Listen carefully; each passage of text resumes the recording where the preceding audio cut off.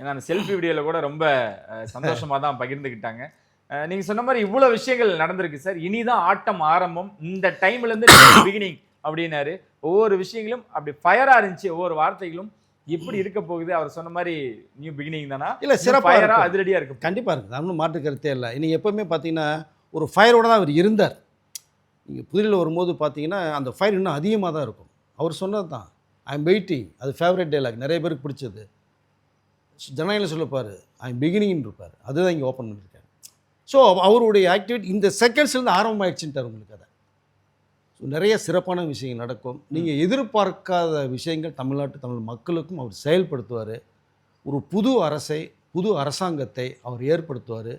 இப்படி ஒரு அரசாங்கத்தை இது வரைக்கும் யாரும் பார்க்கலேங்கிற அளவுக்கு இந்திய அரசியல் தலைவர்களை பிரமிக்கிற அளவுக்கு நிச்சயமாக இருக்கும் அப்படிங்கிற ஒரு தாட்ஸ் வந்து நிறைய விஷயங்கள் தகவல் வந்தது.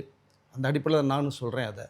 அதனால் நிச்சயமாக ஒரு பெரிய மாறுதல் வந்து ஏற்படும் தமிழகத்திற்கு. தமிழக மக்களுக்கு ஒரு சிறப்பான ஒரு வாழ்க்கை வந்து உருவாகும். அதான் பேசிக்கான சில விஷயங்கள் சொன்னார். 3 கோப்பில் கையெழுத்துப்பட்டது ஒன்று.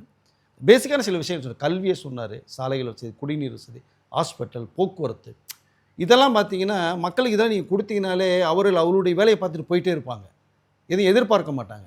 அதுதான் முக்கியமாக பார்க்கப்படுது. ஓகே, அவருடைய வெற்றி பயணம் அதுதான் வந்து கோப்பிலையும் கையெழுத்து போகிற மாதிரி இருந்தது. தமிழக அரசு பஸ்ஸில் நீங்கள் தமிழ்நாடு பூரா எங்கே வேணாலும் போகலாம் வரலாம் அப்படிங்கிற ஒரு சிஸ்டம்.